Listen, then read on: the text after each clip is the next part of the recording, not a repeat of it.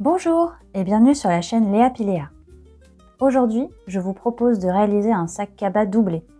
Avec sa forme rectangulaire, ses deux anses et sa poche intérieure, ce grand sac est super fonctionnel. J'ai décidé de matelasser le mien, mais vous pouvez tout à fait passer cette étape. C'est le sac pratique par excellence, celui dans lequel on glisse tout son bazar et qu'on peut décliner à l'infini selon ses envies. Envie de le réaliser? Alors allons-y! Pour ce tuto, il vous faudra le patron du sac cabas doublé. Il suffit de suivre le lien sous la vidéo et de l'imprimer. Il vous faudra 2 pièces grand côté dans le tissu extérieur. J'ai décidé de matelasser le tissu extérieur et je vous explique ici comment faire. Mais si vous préférez, vous pouvez tout à fait laisser cette étape de côté. Si vous choisissez de matelasser, les pièces extérieures seront découpées uniquement après le matelassage. Il est donc nécessaire de prévoir un surplus de tissu. Le tissu extérieur doit dépasser légèrement des pièces du patron et la ouate doit elle aussi dépasser du tissu. Il vous faudra 2 pièces grand côté dans le tissu de doublure, sans matelassage. Pour le petit côté, il vous faudra 2 pièces dans le tissu extérieur et 2 pièces dans la doublure. Pour le fond du sac, il vous faudra 1 pièce dans le tissu extérieur et 1 pièce dans la doublure. Pour les anses, il vous faudra 2 pièces dans le tissu extérieur. Et enfin, il vous faudra 2 pièces dans le tissu extérieur pour la poche.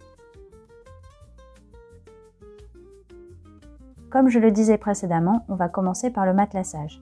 J'ai donc tracé à la craie des lignes verticales sur les pièces de mon tissu extérieur, sauf la poche, tous les 2 cm.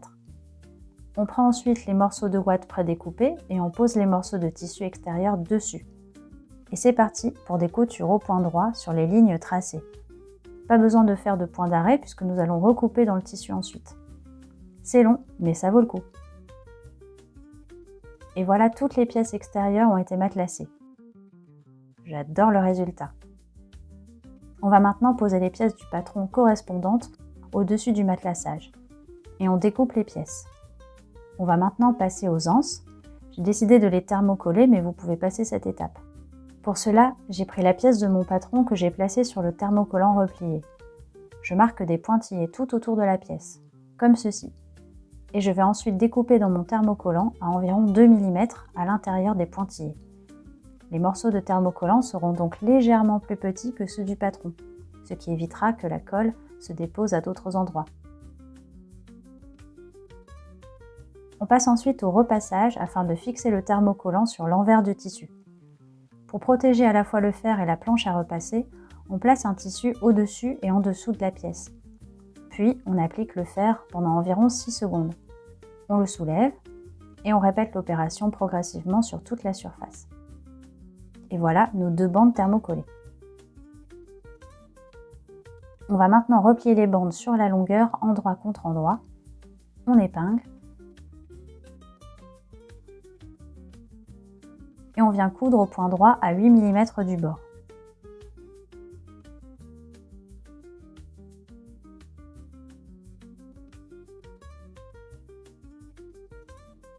Quand cela est fait, on va prendre une épingle à nourrice pour retourner la bande sur l'endroit. Il suffit de placer l'épingle à l'extrémité et de la rentrer à l'intérieur et de faire avancer celle-ci jusqu'à l'autre extrémité. Quand les 2 bandes sont retournées, on passe un petit coup de fer. Ah, c'est beaucoup mieux. Si votre tissu est épais, vous pouvez essayer une autre technique pour réaliser vos anses. Il suffit de doubler la largeur des anses prévues sur le patron. On plie la pièce en 2, envers contre envers, puis on marque le milieu avec un coup de fer à repasser. Ensuite, on replie chaque côté vers le centre pour qu'ils se rencontrent. On repasse de nouveau, puis on plie l'anse sur elle-même. Pour les 2 techniques, on vient ensuite faire des surpiqûres à 5 mm du bord de chaque côté des anses. Et voilà le résultat. On passe à la couture de la poche intérieure en mettant endroit contre endroit les 2 morceaux de tissu. On épingle tout autour en laissant une petite ouverture de 10 cm en haut. Direction la machine à coudre pour une couture au point droit à 1 cm du bord. Et voici le résultat. Puis, on vient dégarnir les coins. On retourne ensuite la poche et on vient faire ressortir les angles avec un crayon. Quand cela est fait, on passe au repassage de la poche. On prend ensuite la doublure d'un grand côté sur l'endroit et on vient marquer le milieu en repliant le tissu sur lui-même. On fait la même chose avec la poche et on aligne les milieux. On positionne la poche à l'endroit souhaité et on épingle la poche à la doublure. On vient ensuite faire une jolie couture sur 3 côtés à 1 ou 2 mm du bord.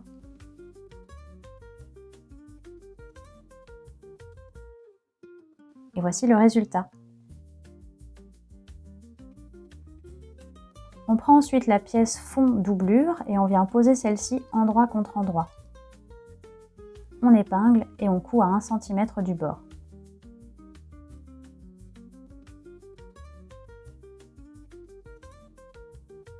Voici à quoi ressemble la couture. On prend maintenant l'autre pièce doublure grand côté et on vient placer celle-ci endroit contre endroit de l'autre côté du fond, comme précédemment. On épingle et on coud.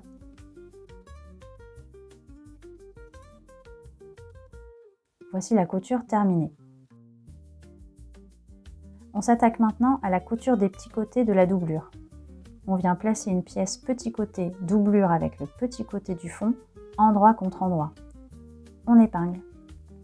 Et on vient aussi épingler les côtés ensemble, toujours endroit contre endroit.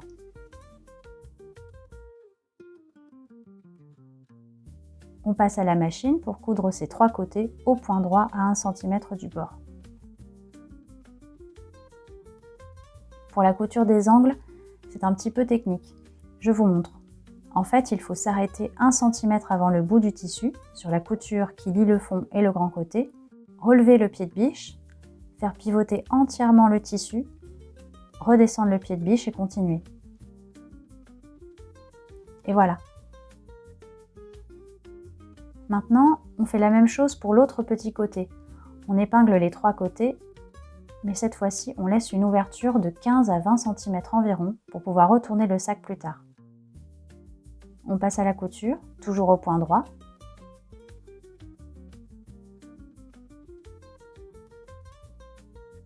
Voici le résultat.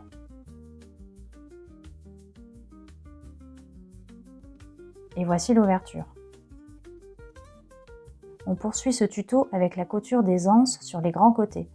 Pour cela, on prend un grand côté dans le tissu extérieur et on va marquer sur l'endroit du tissu où vont se retrouver les anses grâce au patron. Je marque donc à la craie ces endroits en haut et en bas.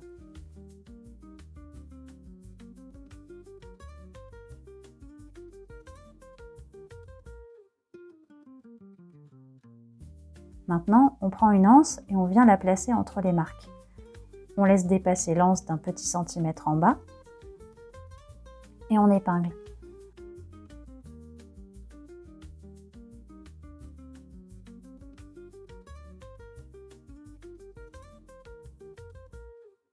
Quand cela est fait, on vient faire une nouvelle marque sur chaque anse à 3 cm du haut du sac. C'est ici que l'on va s'arrêter de coudre. On trace une ligne sur chaque marque. En fait, on va partir du bas de chaque anse, remonter jusqu'à la marque et redescendre ensuite. Direction la machine. On commence donc à l'extrémité de l'anse, au point droit, en cousant sur la surpiqûre de l'anse. On monte jusqu'en haut et on s'arrête au niveau de la marque faite précédemment.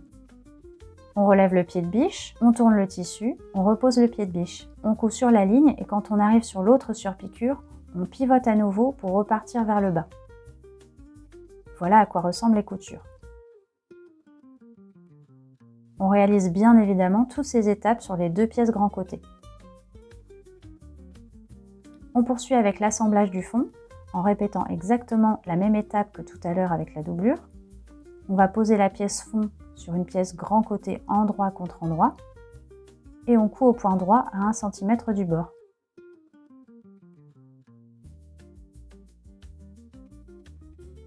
On va réaliser la même chose avec l'autre côté du fond.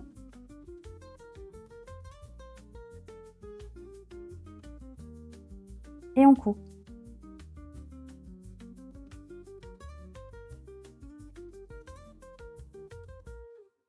Voici le résultat.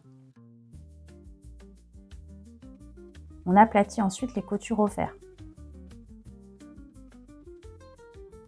Étape suivante, fixer les petits côtés. Comme tout à l'heure, on épingle une pièce petit côté sur 3 côtés, endroit contre endroit. On retourne à la machine pour coudre tout cela au point droit à 1 cm du bord. Encore une fois, la partie la plus délicate concerne les angles. Arrêtez-vous environ 1 cm avant l'extrémité, sur la couture qui lie le fond et le grand côté. Soulevez le pied de biche, puis faites basculer tout le tissu sur la gauche. Avant de reprendre la couture, veillez à bien repositionner le tissu. Et voici la couture. On répète exactement la même opération sur l'autre petit côté.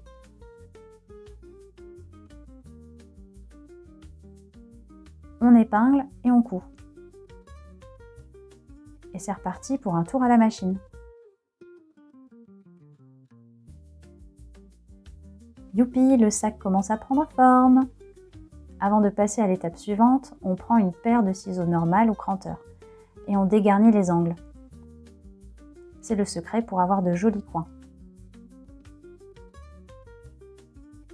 On dégarnit aussi les angles sur la doublure.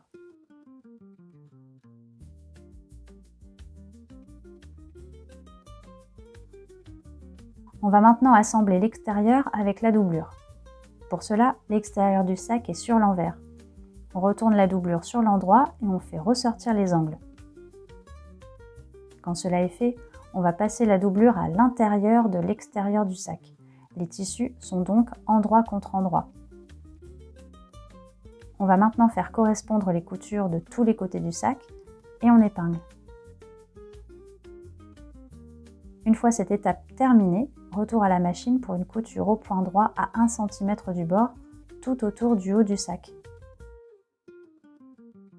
Et voici le résultat. Il est temps de retourner le sac grâce à l'ouverture que nous avons laissée précédemment. Tadam! Il est un peu froissé, mais il est déjà très chouette, non? On va refermer l'ouverture de la doublure. On réalise donc une couture au point droit à 1 ou 2 mm du bord.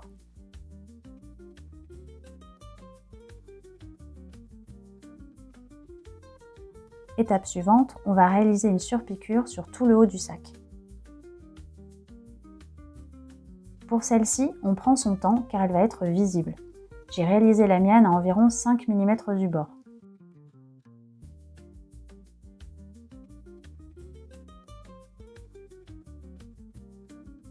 On peut s'arrêter là, mais si vous souhaitez des finitions encore plus soignées, vous pouvez réaliser des surpiqûres sur les côtés et le fond du sac. Pour cela, on épingle, en veillant à bien prendre le tissu de doublure.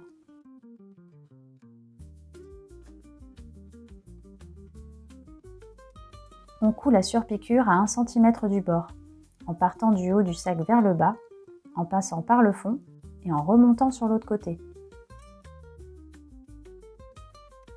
Je suis super contente du rendu.